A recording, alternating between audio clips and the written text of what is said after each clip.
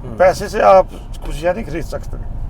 पैसे से आप अपनी रिक्वायरमेंट की चीज़ें खरीद सकते हैं, लेकिन खुशियाँ तो आपको अपने काम करने से, अपने बिहेवियर से, अपने फ्रेंड सर्कल से, अपनी फैमिली से मिलेगी। पॉलिटिक्स में तो मुझे वही प्लेटो की एक कोटेशन याद आती है, politics is a bad game played by the bad people. खा के सो जाओ और मार के भाग जाओ।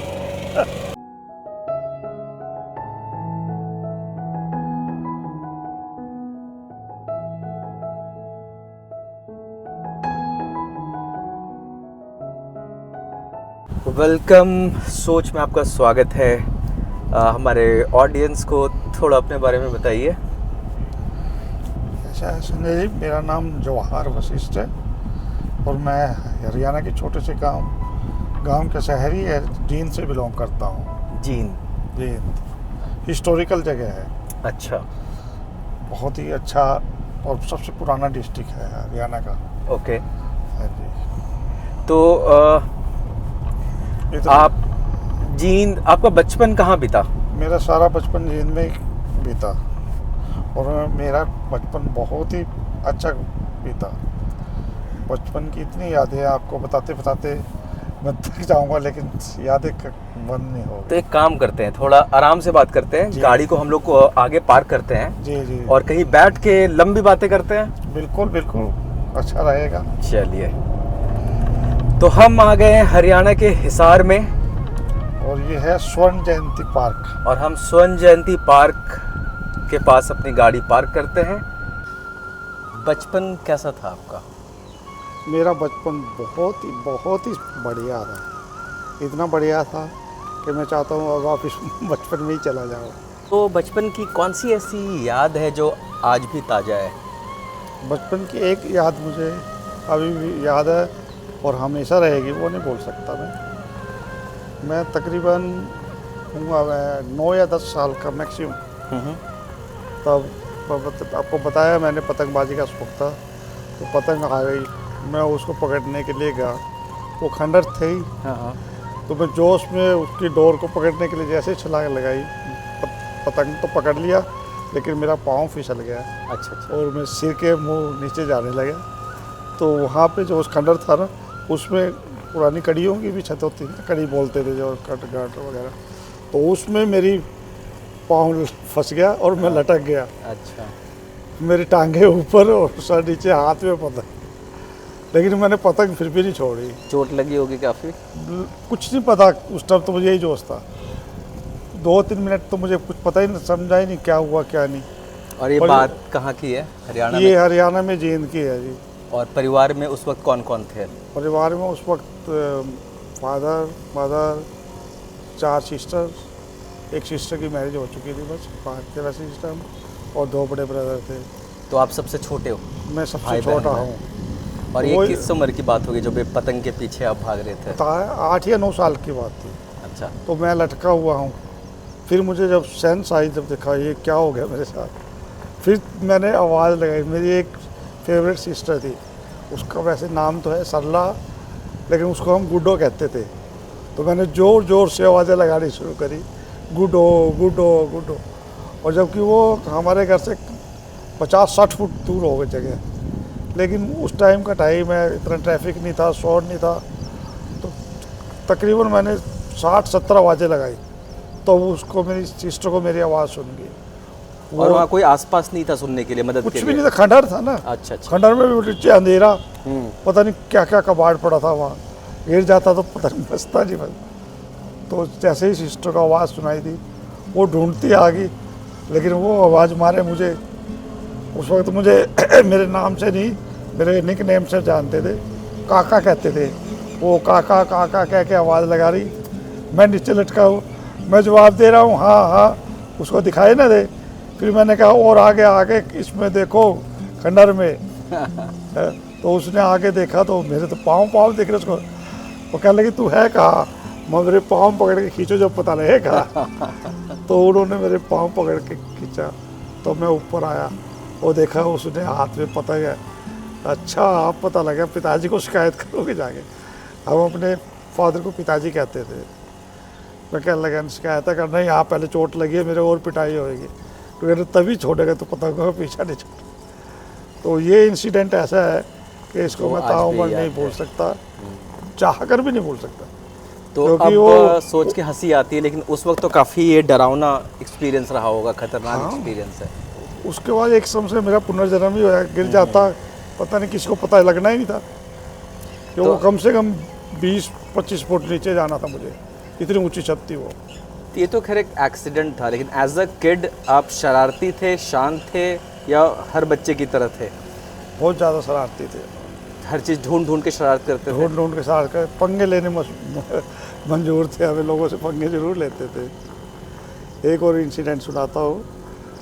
9th क्लास में था जब मैं, और हमारे स्कूल में एक टीचर आ गए, वो हमें इंग्लिश पढ़ाते थे और इंग्लिश की स्पेलिंग तकरीबन वही मिस्टेक कर देते थे।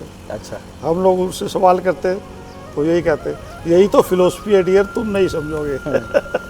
ये बात करके हमें टाल देते थे। तो हमारा 2nd फ्लोर पे रूम था और वो रोड पे लगती स्कूल, तो हमने खिड़की की जाली तोड़ रखी थी, दरवाज़ा खुल जाए तो सड़क नीचे दिखाई अच्छा, देती। निकलने के लिए। तो हम स्कूल में आधा पौना घंटा पहले दौड़ जाते थे। पहुंच गए तो जो खिड़की में मैंने चौक उठा के हाथ में लिए, तो जो भी आते जाता जानकार उसको चौक मारते थे। तो उसी टाइम हमारे डियर सर आ गए, वो इंग्लिश वाले। अच्छा। वो वहाँ से गुजरने लगे, मैंने ऊपर से चौक मारा और वो इधर उधर देख के मैंने बेवकूफ़ी की, मैंने ऊपर से कहा डियर सर नमस्ते। वो कहने लगे डियर अभी आगे मैं समझाता हूँ तुझे फिलोसफी अजय भी जिंदगी की कहानी है। जीन की कहानी है। और फिर वो 9th पीरियड में, लास्ट पीरियड में जाके उनका पीरियड आया, उन्होंने मेरी बहुत पिटाई करी, लेकिन मुझे कोई असर ही नहीं हुआ क्योंकि मैंने गलती की थी। ये इंसिडेंट भी नहीं भूला जाता कभी भी। ये मुंबई से आती है ट्रेन और आगे जम्मू कटरा तक जाएगी। ये विवेक एक्सप्रेस ट्रेन है ये, मुंबई बांद्रा टू जम्मू जंक्शन। जिसको भी यहाँ से हिसार से वैष्णो देवी जाना होता है वो इस ट्रेन में जाते हैं, ये शूट करती है ट्रेन। आपने कहानियाँ सुनाई बचपन की, 2 इंसिडेंट, अच्छा लगा सुन के कि आप शरारती थे। आप अभी 60-65 प्लस हो गए हो, आपको क्या फ़र्क दिखता है 2 जनरेशन के बीच में? ऐसा जनरेशन गैप तो बहुत ज़्यादा बढ़ गया है। जो हमारे टाइम के बच्चे थे और आज के टाइम के बच्चों में पूरा ज़मीन आसमान का अंतर है। क्योंकि जब हम लोग थे, हमारी जनरेशन थी, चाहे कितनी भी शरारती थी, लेकिन अपने बड़ों का आदर करना, उनकी बातें मानना, उनके प्रिंसिपल्स को अडॉप्ट करना हमारी आदत के यहाँ, हमारी दिनचर्या में ही शामिल था। वो हम चाहे शरारत करें, कुछ करें, लेकिन फॉलो जो हमारे बड़े बुजुर्गों की अच्छी आदतें होती थी, अच्छे प्रिंसिपल्स होते थे, वही फॉलो करते थे। लेकिन जो आजकल की जनरेशन है, उनको बड़ों से और से किसी से कोई मतलब नहीं, वो सिर्फ अपने और अपने तक सीमित है, अपने को ही वो प्रेफरेंस देती है। वो सोचते हैं हम जो कह रहे हैं वो बात ठीक है, बड़े जो कह रहे हैं वो उनके सिर के ऊपर से गुजर। तो ये जो गैप है, इधर आ जाइए, ये जो गैप है, जो दिक्कतों की बात आप कर रहे हो, इसका मुख्य कारण आपको क्या लगता है? और आप अपने जनरेशन की बात कर रहे हो कि डर था, रेस्पेक्ट था पेरेंट्स का, प्रिंसिपल का, टीचर्स का। आज की जनरेशन बिल्कुल वो फॉलो नहीं करती, डर खत्म हो गया, अपने में धुन रहती है। तो इसके पीछे कोई कारण होगा, क्यों ऐसा लगता है आपको कि आज की जनरेशन ऐसी हो गई है? हमारी, आपके जनरेशन में परवरिश की कमी रह गई कि ज़्यादा एडुकेशन हो गया, इन्फॉर्मेशन ज़्यादा आ गया, इंटरनेट आ गया, कुछ तो कारण होगा इसका? इसका मेन कारण तो यही है, मीडिया है मैक्सिमम। तो इतनी फैसिलिटीज़ आ गई है और टेक्नोलॉजी आ गई है, हम लोग उसके गुलाम हो गए। उसको अगर प्रॉपर वे में ले तो वो हमारे लिए बहुत अच्छा वरदान भी सिद्ध हो सकती है। तो ये जो टेक्नोलॉजी में एडवांसमेंट हुआ है, ये कहीं ना कहीं मदद तो कर रहा है ह्यूमन काइंड के लिए, लेकिन प्रॉब्लम भी क्रिएट कर रहा है बहुत ज़्यादा। नुकसान ज़्यादा कर रहा है जनरेशन, नुकसान ज़्यादा कर रहा है। यंग जनरेशन है, आपको पहले ही बताया, वो बड़ों की इंस्ट्रक्शन तो मानते नहीं, वो टेक्नोलॉजी की इंस्ट्रक्शन मानती है, इनके गुलाम हो गए एक हिसाब से। वो लोग अपनी बातों को एक्सप्रेस करने के बजाय वो दूसरों की बातों को लेके एक्सप्लॉइट करना पसंद करते हैं, उनका मजाक उड़ाना पसंद करते हैं, अपनी बातें थोपना चाहते हैं, इसलिए ये गैप बढ़ता जाता है। लोगों के बीच में देखा जाए तो अब बातचीत कम हो गई है और फ़ोन और टेक्नोलॉजी के यूज़ कुछ ज़्यादा ही बढ़ गया है। 4 लोग बैठ के बिना फ़ोन के आजकल बात नहीं करते घंटों, बिल्कुल नहीं कर सकते। बिल्कुल नहीं करते। ये कहीं ना कहीं एक समस्या है। लोग लोगों के बीच में दूरियां बढ़ रही है कहीं ना कहीं। ये समस्या नहीं, बहुत बड़ी समस्या है। 4 लोगों के नीचे, एक फैमिली में भी अगर 4 मेंबर है वो भी बात नहीं करते, चारों अलग अलग अपने फ़ोन लिए बैठे अगर एक कमरे में भी बैठे हुए एक हैं कमरे में बैठे हैं तो भी। तो ऐसी टेक्नोलॉजी का क्या फ़ायदा। हमारे टाइम में थे, हमें और कुछ चाहिए नहीं था, 4 दोस्त चाहिए होते थे। अगर हम इसको दूसरे तरह से देखें, आपके टाइम पे आपको 4 दोस्त चाहिए था, घंटों बात कर सकते थे, गप्पे कर सकते थे, दिन निकल जाता था। कहीं ना कहीं आपके पास चॉइस नहीं था, आपके पास मोबाइल नहीं था, आपके पास इंटरनेट नहीं था, और आपको आइडिया भी नहीं था कि ऐसा कोई चीज़ फ्यूचर में आने वाला है। तो जो आपके पास एक्सेसिबल था, दोस्त थे, उसी से आपने इस्तेमाल किया, वही ज़िंदगी आपने जी। आज की जनरेशन के पास ये इंटरनेट और मोबाइल है तो वो उसका इस्तेमाल कर रहे हैं। मे बी आज से 20 साल बाद जो नई पीढ़ी आएगी वो कुछ और ही यूज़ कर रहे होंगे। तो ये हर जनरेशन अपने सुविधा अनुसार जो चीज़ें एक्सेसिबल है उसके हिसाब से ज़िंदगी जी रही है। ऐसा संभव है? संभव ही है जी। हमारे टाइम में टेक्नोलॉजी नहीं थी, लेकिन समय इतना था हमारे पास, और जो सीमित सोर्स थे ना, हम उसी में इतना एंजॉयमेंट ले लेते थे, जो आजकल की जनरेशन इतने सब सोर्सेज होने के बाद भी वो एंजॉयमेंट नहीं है। ये जनरेशन बहुत हद तक कुछ देखना भूल गई है, चीज़ों को ऑब्जर्व करना। सामने चीज़ें पड़ी हैं, प्रकृति है, लोग हैं, लेकिन फ़ोन में ज़्यादातर समय। ये यंग जनरेशन नेचर को तो पहचानती ही नहीं है, और जो कुछ नेचर में है वो इन आर्टिफिशियल चीज़ों में किसी भी नहीं है। इससे मेरी बहुत एक इंटरेस्टिंग बात याद आई। अभी मेरे एक फ्रेंड के पेरेंट्स ना एक सर्वे कर रहे थे, 100 बच्चों को लेकर आए, and they were in between 10 to 16 age के ग्रुप के 100 बच्चे थे। उनको 10 पौधे दिखाए गए। 10% भी बच्चे नहीं थे जो 10 में से 5 पौधों का नाम बता सके। और एक कॉमन पौधों की बात मैं कर रहा हूँ जो घर में फूल होते हैं, जैसे अमरूद का पेड़ हो गया, नींबू के पौधे हो गए, या फिर कोई गेंदे का फूल हो गया, गुलाब का फूल, वो उसको आइडेंटिफाई नहीं कर पा रहे थे क्योंकि प्रकृति से इतने दूर हो गए कि कॉमन चीज़ें भी अब भूल गए हैं जानना। तो कहीं ना कहीं ये लोग टेक्नोलॉजी में एडवांसमेंट का शिकार भी हो रहे हैं। बहुत ज़्यादा शिकार हो रहे हैं। ये तो आपने किसी छोटे शहर की बात कर ली जो 10% बता पाए। आप बड़े मेट्रोपॉलिटन सिटीज़ में जाइए, आपको एक भी पौधे पेड़ का नाम नहीं बता पाएंगे बच्चे, कि वो देखते सिर्फ पिक्चरों में है पौधे पेड़, उन्होंने रियल लाइफ में देखा रियल लाइफ में देखते नहीं। इवन पार्कों में भी नहीं जाते, जाते हैं तो वो वहाँ पे रील बनाने के लिए ही जाते हैं और कुछ करने के लिए जाते हैं। जहाँ टेक्नोलॉजी का फ़ायदा होना चाहिए वहाँ नुकसान ज़्यादा हो रहा है इस यंग जनरेशन के लिए, और वो लोग मानते ही नहीं है बात। किसी को कुछ कहो तो वो बुरा मान जाते हैं।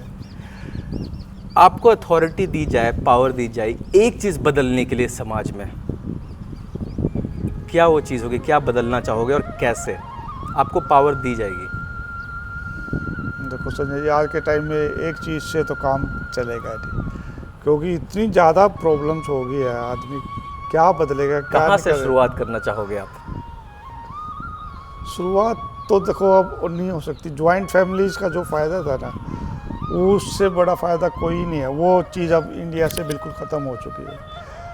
बिल्कुल सिंगल फैमिली हो गई है। ज़्यादा से ज़्यादा एक बच्चा चाहते हैं लोग, और वो उसी में इन्वॉल्व हो जाते हैं। अपने रिश्ते, ताऊ चाचा, ये शुरुआत कहीं ना कहीं फैमिली से ही हो गई है, जो हाँ, जॉइंट फैमिली छोड़ के न्यूक्लियर फैमिली लोग बनने लगे हैं। ये प्रॉब्लम है। स्कूलों का, कॉलेजेस का वो जो है एटमॉस्फेयर भी ऐसा हो गया है कि उससे सिर्फ डिग्री तो मिल जाती है लेकिन नॉलेज नहीं मिलती। और ये एजुकेशन के हिसाब से मैं आपको एक और बताना चाहता हूँ, हम अंग्रेज़ों के इतने साल गुलाम रहे, तो वो हमारी जो शिक्षा पद्धति थी, जो हमारे पूर्वजों ने बनाई थी, मौर्य काल कह लो और भी का, वो ऐसी शिक्षा पद्धति थी जो उसमें शिक्षा मिलती थी तो जो बच्चा पढ़ के आता था वो किसी न किसी कला में पूर्ण होता था। उसको अपनी रोजी रोटी कमाने की दिक्कत नहीं होती थी, उसमें इतनी स्किल्स आ जाती थी, वो किसी पर्टिकुलर फील्ड में कुछ भी कर सकता था और उसकी अर्निंग हो सकती थी। अब वो मापदंड सब खत्म हो चुके, डिग्री लेते हैं और उसके पीछे भागते हैं। ये तो एक किस्म से हम है ना अंग्रेज़ों के गुलाम थे, गुलामी। अब नौकरी में जाएंगे तो बड़े बड़े ऑफिसर्स, वही कॉरपोरेट स्लेव बनते जा रहे हैं लोग। ये सबसे बड़ा ड्रॉबैक इस जो शिक्षा पद्धति है भारत की, सबसे बड़ा ड्रॉबैक इसका ये है। आदमी की अपनी स्किल का तो पता नहीं लगता उसमें क्या है। जैसे मैं चाहूँ मेरे इंटरेस्ट किसी और सब्जेक्ट में है, लेकिन मैं पढ़ के आ रहा हूँ साइकोलॉजी, तो मैं साइकोलॉजी के वाले फील्ड में कर सकता हूँ, तो मैं हिस्ट्री चाहता तो हिस्ट्री क्यों नहीं कर सकता। तो मुझे ये फैसिलिटी भी मिलनी चाहिए कि मैं अगर साइकोलॉजी का स्टूडेंट हूँ तो मुझे वो हिस्ट्री भी पढ़नी दी जाए, मैथ भी पढ़नी दी जाए, और जो मैथ वाले हैं वो भी मेरे वाले सब्जेक्ट पढ़े, और जिसमें जिसका इंटरेस्ट बने उसमें वो मास्टरी। ये हार्ड बाउंड ना करे सिलेबस और हाँ, करिकुलम को yes, कि yes. आपने अगर पीसीएम ले लिया तो आप आर्ट्स की ओर अब जा ही नहीं सकते। Yes, choice yes. खत्म नहीं करना चाहिए, चॉइस खत्म नहीं करना चाहिए। फ्लेक्सिबिलिटी होनी चाहिए एजुकेशन बिल्कुल। करिकुलम में। और डिग्री केवल ये है ना, ये वो नहीं होना चाहिए भाई ये डिग्री होगी तो ही जॉब मिलेगी, उसकी स्किल देखो। एक 10th क्लास बच्चा भी किसी फील्ड में किसी इंडस्ट्री में इतना काम कर सकता है, आपका पीएचडी नहीं कर सकता, लेकिन उसको कोई आगे आने नहीं देगा। तो कहीं ना कहीं अगर मैं आपकी बातों का सार निकालूं तो सबसे पहले जो बदलाव होनी चाहिए, एक तो परिवार में जो न्यूक्लियर फैमिली की ओर वेस्टर्नाइज हो रही है हमारी कल्चर, बहुत वेस्टर्न कल्चर को बहुत अडॉप्ट कर रहे हैं। बिल्कुल बिल्कुल। उसके बाद एजुकेशन सिस्टम में आप बहुत ही टाइटली कपल्ड कर दे रहे हो चीज़ों को कि नहीं भाई आपने मैथ्स पढ़ा तो आप आर्ट्स अच्छे कविता नहीं लिख सकते। Yes. तो ये चीज़ों में फ्लेक्सिबिलिटी एक फैमिली में, एक एजुकेशन सिस्टम है, और वेस्टर्नाइज थोड़ा कम होनी सिस्टम तो ओवरऑल इंडिया को अपना है ना, भारतीय शिक्षा पद्धति लेनी चाहिए। ये जो वेस्टर्न चल रहा है एजुकेशन सिस्टम, इसको कहीं ना कहीं चेंज करने की बहुत सबसे बड़ी पहली ज़रूरत ही ये है। अगर ये हो जाएगा तो हिंदुस्तान वैसे ही वही सोने की चिड़िया दोबारा से बन जाएगा। इतने स्किलफुल लोग हैं इंडिया में, कुछ भी कर सकते हैं। बिल्कुल सही बात है। हालांकि हर चीज़ वेस्टर्न कल्चर की चीज़ों में गलती नहीं है, कुछ चीज़ें हमें सेलेक्टिवली अडॉप्ट भी करनी चाहिए। हाँ, मैं ये तो नहीं कह रहा ना बिल्कुल ही छोड़ दो वो, लेकिन ये जो सिर्फ एजुकेशन की पत्ती, ये बिल्कुल 100% चेंज होनी चाहिए। जो आपके रूट्स में जो चीज़ें बेहतर हैं, अच्छी थी, हाँ, उसको रखो। बिल्कुल। जो चीज़ नहीं सीख सकते हैं उसको हाँ, आप ले सकते हो। बिल्कुल। आप पूरी तरह वेस्टर्नाइज नहीं हो सकते। नहीं। अपने रूट्स को उनकी भी। बहुत सी बातें अच्छी है, साइंस में जो है प्रयोग, एक्चुअली तो हम वो लोग कम कर चुके हैं हमारे पूर्वज वैदिक काल में, लेकिन अब हमारे पास रिसोर्सेज नहीं है, उनके पास है, तो उनसे वो लेने में हमें कोई एतराज़ नहीं करना चाहिए, कोई परहेज नहीं करना चाहिए। अच्छी बातें लो उनके, ये नहीं कहता मैंने, लेकिन अपने आप थोपो मत, बिल्कुल उस कल्चर में ना डालो। आप मेन अपना फोकस उसी पे रखो, और जो जहाँ से जो अच्छी बात मिले वो लो। आपको आपकी पेरेंट्स की, माता पिता की कोई भी एक एडवाइस जो आज भी याद हो और आप फॉलो करते हैं उनको, ये बात तो पति की थी। देखो आपको हंसी आएगी, लेकिन एक बात मैं अपने फादर साहब की ना कभी भूला हूँ ना भूलूँगा, और वो मेरे काम भी आई है। वो हमेशा कहते थे, खा के सो जाओ और मार के भाग जाओ। मार के भाग जाओ। भाग जाओ। तो मैंने 2 बार आजमाया, दोनों बारी मैं कामयाब रहा। कैसे, थोड़ा इसकी भीतर की छुपी हुई डीप मतलब मीनिंग समझाइए आप। देखो, खा के सो जाओ तो उसमें ये था भाई, स्कूल से आए, खाया पिया और सो गए, तो 2-3 घंटे पता नहीं होता था कहाँ पड़े। उठ के माइंड इतना फ्रेश होता था कि मैं आधे घंटे में ही मैंने अपना सारा स्कूल का होमवर्क वगैरह वगैरह सब हो जाता था। तो ये तो हो गया खा के सो जाओ तो बढ़िया। तो ऐसे आपको पहले ही बताया, शरारती हम थे ही, क्रिकेट खेलने जाते थे। हमारे जेल में नेहरू स्टेडियम के नाम से जगह थी, तो जो बच्चे नहीं खिलाते थे पहले उनसे रिक्वेस्ट करते थे, तो वो मान जाते थे, खेलते थे, फिर उनकी बॉल उठा के भाग जाते थे। नेक्स्ट टाइम के लिए बॉल हमारे पास पे अपनी हो जाती थी, फिर हम कंडीशन रखते थे बॉल हमारी है तो पहले बैटिंग हम लेंगे। बैटिंग मिलती थी, बैटिंग लेके भाग जाते थे। क्या बात है। आपके हिसाब से आपकी ज़िंदगी में सबसे बड़ा स्ट्रगल आपका क्या रहा है? मेरी ज़िंदगी में सबसे बड़ा स्ट्रगल, कोई स्ट्रगल नहीं रहा ज़्यादा इतना बड़ा कि जो मेरे को हिला सके, क्योंकि मैंने हमेशा अपने फादर के जो प्रिंसिपल्स थे उनको फॉलो किया। लाइफ को सिंपल रखा, जितना आप सिंपल रहोगे आपको कोई स्ट्रगल आएगा ही नहीं। आप किसी भी चीज़ को पाने के लिए ना एकजुट होके, एक मन होके, एक वो टारगेट बना के करोगे तो आपके हर टारगेट अचीव हो जाते हैं, स्ट्रगल आता ही नहीं। को लगता है कि इंसान अपना नसीब खुद बनाता है या वो लिखा हुआ होता है? देखो, इसमें 2 बातें हैं। ये कुछ तो लिखा होता है, लेकिन नसीब अपने बनाने से बनता है। अपने आप सब कुछ भगवान के ऊपर छोड़ दोगे तो ऐसा कुछ नहीं होगा, आपको कुछ तो करना ही पड़ेगा। भगवान ने लिख रखा है लेकिन आपको मेहनत करनी है वहाँ हाँ, तक जाने के लिए। वो जो भगवान ने लिखा है उसको अचीव करने के लिए आपको मेहनत करनी पड़ेगी, और आप जितना खुश होकर करोगे उतना आपको अच्छा रिजल्ट मिलेगा। करना तो आपको पड़ेगा ही, वो नहीं करोगे तो आपको रिजल्ट नहीं मिलेंगे। तो लिखा हुआ भी साफ हो सकता है, तो इसलिए जो भगवान ने रखा है उसको मान के भाई हाँ मेरे किस्मत में यही था, तो वो आप करते रहिए। और कभी भी दूसरे की अच्छी चीज़ देख के आप अपने आप को है ना छोटा मत समझो। वही मैं कह रहा हूँ, मेरे फादर कहते थे कि दूसरे के महल को देखकर कभी अपनी झोपड़ी में आग मत लगाओ। क्या बात है, बहुत बड़ी बात है आपकी ये। झोपड़ी उसके महल से अच्छे, जो सुख आप अपनी झोपड़ी में ले सकते हो वो आपको उस महल में भी नहीं मिलेगा। क्या बात है। ये बात है सर। तो कभी भी अपने आप को छोटा मत समझो, आप जो हैं अपनी जगह आप सर्वश्रेष्ठ हैं। क्या उम्र हो गई सर आपकी? एक्चुअल मेरी उम्र आप 21 अगस्त को 65 ईयर्स हो जाएगी जी। क्या बात है, 65 ईयर्स। 65 सालों में अगर कोई एक दिन आपको पीछे जाकर ज़िंदगी में बदलने का मौका मिले, अपने पास्ट का एक दिन को, कौन सा ऐसा दिन होगा जिसको आप बदलना चाहोगे? ये दिन मेरी ज़िंदगी में नहीं आना चाहिए था, नहीं आना चाहिए था, या उस दिन मैं कुछ अलग करता तो कुछ अलग मेरा फ्यूचर होता? सोच के बताइए आराम से। 65 सालों में बहुत सारे दिन आए होंगे। क्या खूबसूरत से सड़क है ये, क्या नाम है इस सड़क का? ये है हमारी, हमें सीधा जाना है। हाँ जी हाँ जी, ये दिल्ली से फिरोजपुर जाती है, राष्ट्रीय राजमार्ग यानी नेशनल हाईवे नंबर 9 है।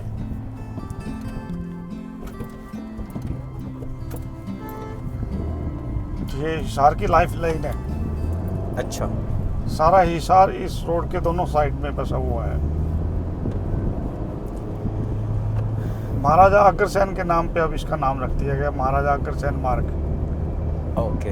जी, तो हम कहाँ थे? पास्ट की कोई एक दिन पिक करना हो जिसको बदलना चाहो, और क्यों, और उसके वजह से भविष्य आपका कैसा होता?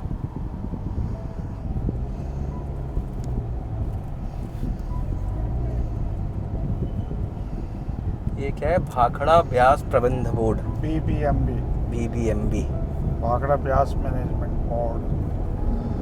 पास्ट का ऐसा तो कोई इंसिडेंट याद नहीं आ रहा पर्टिकुलर, चलो कोई बात नहीं। लेकिन हाँ। फिर भी मैं चाह रहा था कि मैं 10th के बाद ना ये इंजीनियरिंग फील्ड में जिसमें भेजा गया है इसमें मैं जाना नहीं चाहता था। अच्छा। हाँ, वो अगर उस वक्त मुझे मौका दिया जाता तो मैं आर्ट साइड से ग्रेजुएशन करने के बाद मुझे IAS का एग्ज़ाम क्रैक करना या अच्छे का एग्ज़ाम क्रैक करना था, और मैं 101% क्रैक कर जाता, क्योंकि जो मेरे कलीग्स थे उस वक्त मैट्रिक में बच्चे थे, उनमें से कईयों ने किया। लेकिन मैं उन सब, ये नहीं कह रहा कि मैं अपनी तारीफ कर रहा हूँ, लेकिन मुझे अपने पे विश्वास था कि मैं उनसे ज़्यादा आगे निकल सकता हूँ। तो ये इंजीनियरिंग का फील्ड आपने अपने पेरेंट्स के कहने पे लिया? जी, ये मेरे फादर साहब के कहने पे लिया। वो कहने लगे भाई मैं अफोर्ड नहीं कर सकता आपकी एजुकेशन, और एक्चुअली बात भी उनकी ठीक थी। वो सिंपल एक JBT टीचर ही थे, और जब मैं 8th क्लास में था तभी वो रिटायर हो गए थे। लेकिन आपने काफ़ी अच्छा काम किया अपने करियर में। मुझे अपना स्कॉलरशिप मिलता था, और मेरी सिस्टर थी सरसा में, उस पॉलिटेक्निक में मेरा तो दूसरे नंबर पे एडमिशन हो गया था, तो मैंने फिर ये फील्ड चुन लिया। इस फील्ड में भी जब पहुँचे तो टॉप पे पहुँचे, मैं कभी भी पीछे नहीं रहा किसी से। तो वो रिग्रेट जो था मुझे, भाई उस फील्ड में नहीं जा पाया मैं, वो इस फील्ड में रह के मैंने अपना अचीव कर लिया। तो कैसा लगता है आप अपने शहर में ही एज एन इंजीनियर कुछ पब्लिक प्लेसेस जो बनवाए हो वहाँ से गुजरते हो? कोई ऐसी सड़क है जहाँ जो मैंने आपके अपने शहर जींद में तो 6-6.5 साल काम किया। अच्छा। वहाँ पे मैंने रोड वर्क करवाया था, और यहाँ आने के बाद मुझे सबसे ज़बरदस्त और सबसे है ना जिम्मेवार वाली पोस्ट दी गई। सारे जो हिसार के ऑफिसर्स थे और डिप्टी कमिश्नर, सेशन जज वगैरह, और जो टॉप की बिल्डिंग्स थी जैसे मिनी सेक्रेटेरिएट है, कोर्ट कम्प्लेक्स है, इन सब की मेंटेनेंस का काम दिया गया। तो उसके लिए मुझे राउंड द क्लॉक है ना बिजी रहना पड़ता था। ओके। कभी कहीं से कोई कंप्लेंट आ गई तो उसके लिए मुझे दौड़ना पड़ता था, कभी सेशन जज सब बुला लेते थे, कभी डीसी रेजिडेंस पे कोई काम हो गया, कभी डीसी ऑफिस में, कभी सेक्रेटरीट की किसी फ्लोर पे, और ये सब वर्क मैं करवाता था अकेला। मैंने 20 साल के करीब सारे हिसार की जितनी भी गवर्नमेंट बिल्डिंग है उन सब की मेंटेनेंस का काम करवाया है। और उसके बाद मुझे रोड वर्क भी दिया गया। 2 जगह मैंने रोड वर्क करवाया है, हिसार में भी और आदमपुर में भी। जो यहाँ के पहले सीएम थे भजन लाल जी, उनकी कॉन्स्टिट्यूएंसी है, तो वहाँ भी जो रोड 12 से 18 फुट की हुई है मैंने करवाई है। वहाँ पे बहुत काम, 5 साल काम किया मैंने 2011 से 16 तक वहाँ। फिर यहाँ हिसार में भी रोड वर्क करवाया है मैंने काफ़ी। ये मेरी अपनी ड्यूटीज़ थी, और वो मेरी अपनी इंटरेस्ट की बात थी, तो मैंने काम दिल लगा के काम करवाया। तो अब आप सेवानिवृत्त हो चुके हो, रिटायर हो चुके हो, यस। कैसे दिखते हो? आपके हिसाब से सक्सेस का डेफिनेशन क्या है? देखो, जिस काम को करने से आपको खुशी मिले, सबसे बड़ी सक्सेस वही है। पैसा कितना मायने रखता है इस सक्सेस में? देखो, पैसा एक्चुअली तो देखो आज के टाइम में बिना पैसे के कुछ भी नहीं होता, लेकिन मेरी फर्स्ट प्रेफरेंस अपनी सेटिस्फेक्शन से थी। क्योंकि जब तक आदमी को अपनी सेटिस्फेक्शन नहीं होगी, पैसा कितना भी हो, तो आदमी खुश नहीं रह सकता। तो आप कह रहे हो पैसा जरूरी है लेकिन सब कुछ नहीं है? सब कुछ नहीं है। सबसे पहले जो काम आप कर रहे हो उसमें आपका मन लगना चाहिए। बिल्कुल बिल्कुल। और वो आपको खुशी दे। बिल्कुल खुशी देगा। उसमें आपको सक्सेस रेट ज़्यादा है। पैसे से आप खुशियाँ नहीं खरीद सकते। पैसे से आप अपनी रिक्वायरमेंट की चीज़ें खरीद सकते हैं, लेकिन खुशियाँ तो आपको अपने काम करने से, अपने बिहेवियर से, अपने फ्रेंड सर्कल से, अपनी फैमिली से मिलेगी। पैसे से खुशी नहीं मिल सकती आपको। हाँ, ये ज़रूरी है, पैसा लाइफ की नेसेसिटी है, क्योंकि सभी चीज़ें खुश होकर भी नहीं पूरी हो सकती। सही बात है। बच्चों की स्टडीज है, अपना है, कहीं जाना है, आना है, बीमार हो गए तो उसके लिए तो पैसे की जरूरत पड़ेगी। लेकिन ये नहीं है कि भी आप पैसे के बिना खुश नहीं रह सकते। खुश रह सकते हैं आप, वो आपके अपनी नेचर पे डिपेंड है। आखिरी बार कब दुखी हुए थे, कब रोए थे?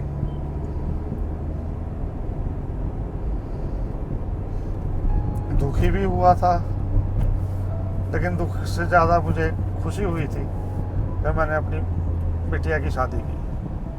इतने साल अपने पास रखा और फिर उसको अपने से दूर जाने दिया।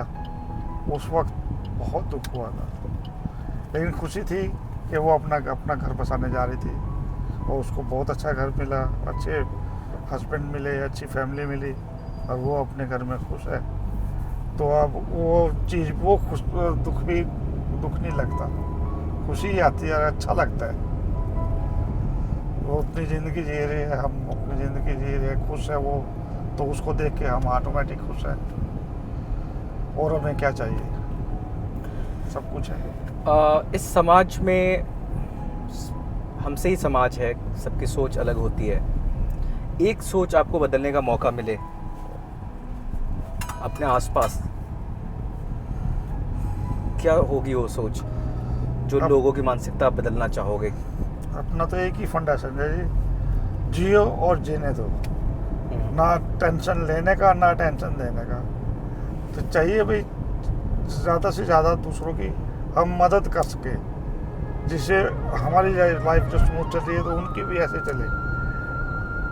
दूसरों को दुख दे के आप अपना को खुश रखना चाहोगे, वो चीज़ मुझे पसंद नहीं है। दूसरों की खुशी में ही अपनी खुशी है। और जो जिससे आदमी दूसरों को खुश रख के, उससे बड़ी कोई बात ही नहीं है। लेकिन आजकल की यंग जनरेशन के पास टाइम ही नहीं है इतना किसी से बात ही कर सकें। लेकिन उनको चाहिए कि वो टाइम डोनेट करे, किसी बुजुर्ग से, किसी बड़े से 5-7 मिनट बात करे, तो उनको नॉलेज भी मिलेगी और उनको वो बात काम भी आएगी। वो उसको हंसी में ना डालें। ये बात करके एहसास हो, जैसे अभी आप और मैं बात कर रहे हैं, ये एक नॉर्मल कॉन्वर्सेशन हो रहा है, आधा घंटा 1 घंटा बात कर रहे हैं। इस कॉन्वर्सेशन से भी आप एक अच्छा एक्सपीरियंस लेकर जाते हो। ये शायद करने की ज़रूरत है जो लोग नहीं कर रहे हैं आजकल। यस बिल्कुल। पॉलिटिकल ओपिनियन क्या है आपका? पॉलिटिक्स में इंटरेस्ट रखते हो? पॉलिटिक्स में मेरा इतना इंटरेस्ट नहीं है। सरकार से कोई शिकायत? पॉलिटिक्स में तो मुझे वही प्लेटो की एक कोटेशन याद आती है, politics is a bad game played by the bad people. But isn't that important? Yes, it is important, right? Yes. तो इंटरेस्ट लेकिन मैं ये नहीं कहता, इसमें थोड़ा सा मैं चेंज करना चाहूँगा। हाँ, सभी पीपल बैड भी नहीं होते, कुछ अच्छे भी होते हैं, लेकिन अच्छे कम है। जो हैं वो बहुत अच्छे हैं, उनकी मैं तारीफ भी करता हूँ, इज्जत भी करता हूँ। पर्टिकुलरली नितिन गडकरी जी है, जो मैं इसलिए कह रहा हूँ क्योंकि मेरे इंटरेस्ट का फील्ड है। आपके फील्ड से वो ताल्लुक रोड रखते वर्क हैं। है और बिल्डिंग, तो उन्होंने रोड वर्क करवाया है। इंडिया में जो रोड्स का जाल बिछा दिया है ना, वो आप यूएसए से कंपैरिजन में करोगे, यूएसए से कंपेयर कर सकते हैं हम, उसी टाइप का यहाँ लेके आ रहे हैं। बस ये वो वही बात फिर पॉलिटिक्स आ जाती है, तो उनके कामों में भी अड़चन अड़ा देते हैं लोग। लेकिन बहुत अच्छा किया उन्होंने, जो रोड स्ट्रक्चर उन्होंने क्रिएट किए है ना, और कोई नहीं कर सकता था। एक हिस्टोरिकल कैरेक्टर से आपको मिलने का मौका Straight ही मिले, चलना है। इधर चले हम। एक हिस्टोरिकल कैरेक्टर से आपको मिलने का मौका मिले जो अब जीवित नहीं है, ऑब्वियसली 100 साल 200 साल 300 साल पुराने, कोई भी हिस्टोरिकल कैरेक्टर, कौन किन से आप मिलना चाहोगे? सीधा चलना है हमें? सीधा ही चलना है जी। हिस्टोरिकल कैरेक्टर, कोई भी कैरेक्टर जिसको आप मिस करते हो, आपको लगता है कि काश ये हमारे ज़माने में होते, या इनसे मैं मिलता तो ये पूछता, ये बातें करता, एक बार मिलने की चाह है। फॉर एग्जाम्पल वो हमारे एक महर्षि दयानंद सरस्वती, महर्षि दयानंद सरस्वती, वो मैं चाहता हूँ वो होते, या वो मैं उनसे मिलना चाहूँगा, उनकी बातें क्योंकि आपको उन्होंने प्रभावित करती बहुत थी। प्रभावित करती है। वो जब पहली बार यूएसए गए, अमेरिका गए, तो वहाँ में ये था भी एक ब्लैक आया, इंडियन आया, वो क्या करेगा, सब उनको मजाक के वे में लेना चाह रहे थे, उसको उनका मजाक उड़ाना चाहते थे। लेकिन वो इतने इंटेलिजेंट, इतने बुद्धिमान थे ना, उन्होंने अपने पहले ही सेंटेंस में अमेरिका वालों को अपना बना लिया था। अच्छा, उन्होंने पहले ही कहा था, माय डियर अमेरिकन ब्रदर्स। ये वर्ड सुन के ही वो सब पिघल गए। और उसके बाद जैसे उन्होंने स्पीच स्टार्ट की, अपना भाषण शुरू किया। भाषण क्या, अपने जो विचार थे वो व्यक्त किए ना, तो वहाँ पे पिन ड्रॉप साइलेंस हो गए थे। वो लोग ये सोच रहे थे भाई ये बोलते ही रहे, ये बंद ही ना हो, ये अपने विचार प्रकट ही करते रहे। इतना उनके शब्दों में जादू था, इतनी उनकी अपनी पकड़ थी, नॉलेज थी, कि बड़े बड़े वहाँ के जो विद्वान थे और थे, वो आश्चर्यचकित रह गए थे। तो ऐसे लोगों के सानिध्य में रहे, ऐसे लोगों से तो हर पल कुछ ना कुछ सीखने को ही मिलता है। क्या बात? और सदियों में एक ऐसा युग पुरुष पैदा होता है। बिल्कुल सही। तो दयानंद सरस्वती होते जिनसे आप मिलना चाहते हैं। काफ़ी इंटरेस्टिंग सोच है आपकी। फिल्में देखते हो? हाँ, फिल्में देखते हैं। कैसी फिल्में पसंद है आपको? रहस्य रोमांच वाली। अच्छा, थ्रिलर होना चाहिए, सस्पेंस होना चाहिए? सस्पेंस होना चाहिए, हॉरर होना चाहिए। अच्छा, हॉरर। आखिरी फिल्म आपने कौन सी देखी थी जो आपको पसंद हो? आखिरी फिल्म मैंने अभी देखी है रिसेंटली, लापता कालीधर। लापता कालीधर, हाँ जी, ये मैंने नाम नहीं सुना। ये ग्रेट अमिताभ बच्चन के बेटे अभिषेक बच्चन की मूवी है। लोग उसको लाइक नहीं करते, लेकिन मैं सबसे रिक्वेस्ट करता हूँ, एक बार अगर मौका मिले तो आप इस फिल्म को जरूर देखिए।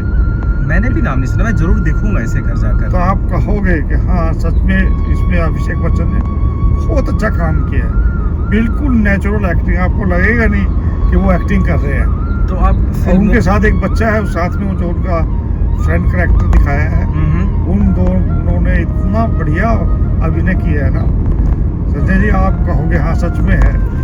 और तो बिल्कुल हमारी लाइफ से जुड़ी हुई है। हमें लगता है नहीं ये मूवी है, हमें लगता है ये अपनी लाइफ की स्टोरी चलती है, ऐसा होता है हम सब लोगों के बीच में। इतना नेचुरल वो फिल्म थी। जरूर देखूंगा, इनफैक्ट कल ही देखूंगा ये। उस फिल्म को बनाने वालों को भी मैं ना थैंक्स कहना चाहूँगा, जिन्होंने ये हटके और लकीर से हटके फजूल की मार धाड़ गुंडागर्दी लव स्टोरी ये वे एंगल सब बंद करके सेंसिबल फिल्में आपको पसंद है जो समाज में कोई छाप छोड़े। Yes yes. जिंदगी पल दो पल के लिए इसे जीत खोना नहीं। आपकी जिंदगी को अगर समराइज करना हो एक गाने में, कौन सा एक हिंदी गाना होगा जो आपको लगता है बहुत करीब है आपकी जिंदगी को बयां करता हो गाना? बहुत ही प्यारा और बहुत ही अच्छा गाना है और मुझे वो अच्छा लगता है। उसके हिसाब से जिंदगी पल दो पल के लिए, जैसे वो ये गाना है, जिंदगी पल दो पल के लिए है, इसे खोना नहीं कभी रोना नहीं। ये अच्छा। गाना और इस गाने में की जो फिलोसफी है उससे ज़िंदगी का साथ बिल्कुल एकदम आदमी को समझ में आ जाता है। आप रिग्रेट मत कीजिए किसी भी चीज़ पे, जितनी ज़िंदगी मिले जो पल मिले उसको एंजॉय करो, तो आपको सब कुछ आपको अच्छा ही अच्छा लगेगा। खाने क्योंकि भगवान भी कहता है तेरे गिरने में भी तेरी हार नहीं, क्योंकि तू आदमी है अवतार नहीं। तो इससे अच्छी बात और क्या हो गया, आप आराम से जिंदगी ये जियो। थोड़ा मोटिवेटिंग लाइन मुझे लगा, गिरने में भी तेरी हार नहीं, आदमी है तू अवतार नहीं। लोग कहीं ना कहीं बहुत ही इनसिक्योर होते हैं, किसी हार से डरते हैं कि ये अनसक्सेस मतलब सक्सेस ना मिलने से डरते हैं, मे भी कोशिश ही करना छोड़ देते हैं। तो मेरे हिसाब से तो आदमी को कोशिश नहीं छोड़नी चाहिए।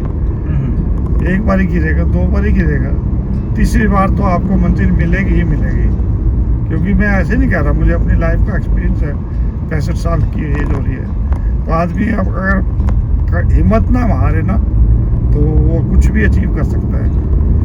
फिलहाल बातें तो अच्छी लग रही है, लेकिन मुझे भूख बहुत तेज लग रही है, और भूख से मुझे पता चला, याद आया एक सवाल, हिसार में खाने में क्या अलग है, क्या स्पेशल है हिसार के खाने के बारे में, और आपको क्या पसंद है? देखो वैसे तो हिसार में आप ये कुछ भी खाने को मांगे का मिल सकता है, क्योंकि Hisar is one of the most beautiful and best city of Haryana. आपको हर तरह का खाना मिल जाएगा यहाँ पे, लेकिन मुझे बिल्कुल सिंपल घर जैसा खाना खाने की आदत है।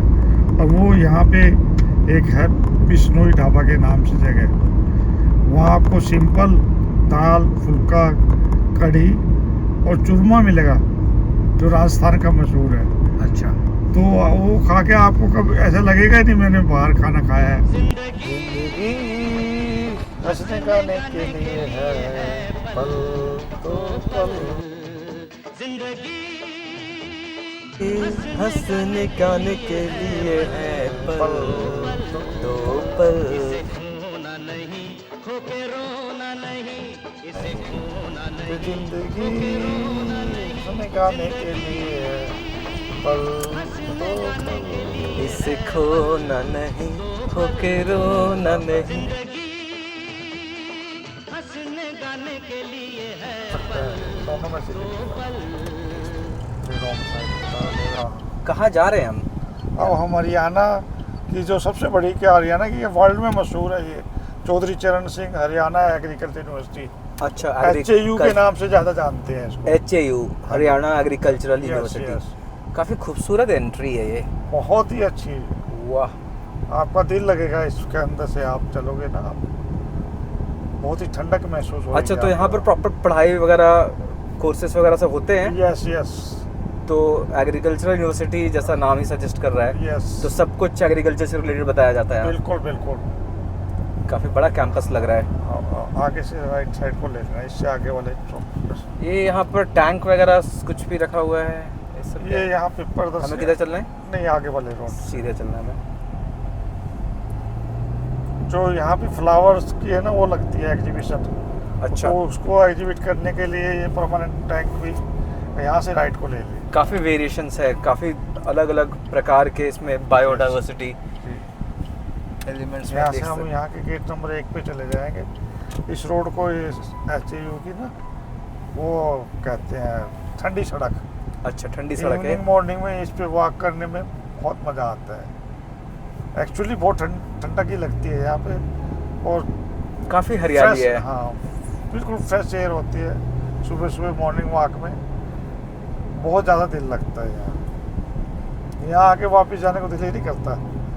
जब धूप चढ़ जाती है तब यहाँ हम निकल के चले जाते हैं। नर्सरी है। हाँ, ये दोनों साइड में नर्सरीज भी है, तो ये प्लांट्स वगैरह के ना सीजनल प्लांट्स के वो लगाते हैं यहाँ पे एग्जीबिशन। सैपलिंग करते हैं फिर लगाते होंगे, बाहर भी भेजते हैं इसको। हाँ जी, हाँ जी। वो सामने आपको दिखाई दे रहा है ये हिसार की शान है, इसको जिंदल टावर के नाम से जानते हैं। अच्छा, वो जिंदल हाँ, टावर, ये ओपी इसके जिंदल की ऊपर बात कर रहे हैं हम लोग। इसके ऊपर जाके आपको यहाँ से सारा शहर दिखाई देता है। अच्छा, लिफ्ट से जाते हैं इसमें ऊपर। हिसार को बसाने में बहुत ज़्यादा हाथ ओपी जिंदल जी का भी है। जी, उन्होंने बिल्कुल। इधर ही चलना में, हाँ, इधर ही चलना है, राइट साइड। तो उन्होंने क्या मतलब फैक्ट्री सेटअप की यहाँ पर, हिसार बसा कैसे? एक्चुअली जिंदल साहब यहाँ से 30-40 किलोमीटर दूर नलवा गाँव वहाँ से है। वहाँ से उन्होंने बाल्टी बनाने का लोहे का काम शुरू किया था। अच्छा। फिर हिसार में आ गए, तो सबसे पहले हिसार में आके उन्होंने लोहे का काम शुरू किया था। उसको करते करते वो कहाँ से कहाँ पहुँच गए। तो हिसार की प्रोग्रेस में ओपी जिंदल सर का बहुत बड़ा हाथ है। अब तो रहे नहीं, उनके उन्होंने बच्चे की। हैं। तो उनके बच्चे 4 बच्चे हैं, चारों वेल सेटल, बहुत बड़ी बड़ी इंडस्ट्रीज हैं उनके। Jindal strips, Jindal pipe, Jindal paints. ये एग्जिट है हमारा, ये एग्जिट है हमारा। ठीक है। इधर ऑफिसर्स के वीसी है, रजिस्ट्रार है, उनके रेजिडेंसीज वगैरह है। इधर ये बाहर निकल के राइट साइड को हिसार का स्टेडियम है, महावीर स्टेडियम। और जैसे ही रोड क्रॉस के लेफ्ट को जाएंगे हम। ये चौधरी चरण सिंह का क्या बैकग्राउंड, इनका हिस्ट्री क्या है? चौधरी चरण सिंह हमारे प्राइम मिनिस्टर बने थे जी। वो हिसार से ही थे? नहीं, वो थे तो यूपी से, लेकिन वो बहुत बड़े किसान नेता थे। अच्छा। तो उनके नाम पे इस यूनिवर्सिटी का नाम ना, उनके प्राइम मुझे लगा उनके रूट्स शायद हरियाणा, हाँ। हिसार से हों। काफ़ी जगह, एक जगह और मैंने देखा था। हरियाणा से लगा, उनका यूपी से भी ज़्यादा था। ओके। तो इसलिए उनके नाम पर हरियाणा वालों ने लेफ्ट साइड ले लिया। हरियाणा वालों ने उनको ट्रिब्यूट देने के लिए ना, तो इस यूनिवर्सिटी का नाम चौधरी चरण सिंह हरियाणा एग्रीकल्चर यूनिवर्सिटी रख दिया। हरियाणा एग्रीकल्चर यूनिवर्सिटी तो था ही, उसके आगे चौधरी चरण सिंह जी का नाम लगा दिया। इससे इस यूनिवर्सिटी के शोभा और भी बढ़ गई, क्योंकि इतने बड़े नेता, किसान नेता का नाम मिल गया इसको। ये कौन सा सेक्टर है? काफ़ी खूबसूरत लग रहा है। यहाँ पे रेसिडेंशियल है ना, जो म्यूनसिपल कमेटी के म्यूनसिपल काउंसिल के जो मेंबर्स हैं, उनके निवास स्थान हाँ, है। वहाँ पे पहले डिप्टी कमिश्नर रेजिडेंस भी यही होता था। तो हिसार भी पूरा शहर को सेक्टर्स में बांटा हुआ है। Yes yes. सेक्टर ये ये जिंदल आ टावर। गया, जिंदल टावर आ गया। ये हिसार की शान है, क्या बात है। हिसार की। इधर हाँ, इधर दिखा दीजिए। ये क्या है? ओपी जिंदल ज्ञान केंद्र। यस, उधर से रास्ता है इसका।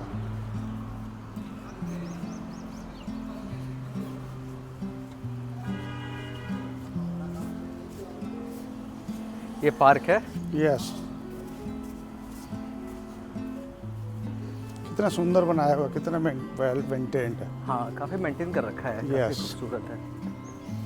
ये सब जिंदल साहब की सौजन्य से। ये उनका पर्सनल प्रॉपर्टी है, लेकिन पब्लिक के लिए बना रखा है। पब्लिक प्रॉपर्टी थी, लेकिन डेवलप करने के लिए उनको दे दिया। अच्छा अच्छा। उन्होंने इसको ओन कर लिया, किसी हमसे गोद लिया हुआ है, और अपने सौजन्य से इसको इतना बड़ा बना दिया है।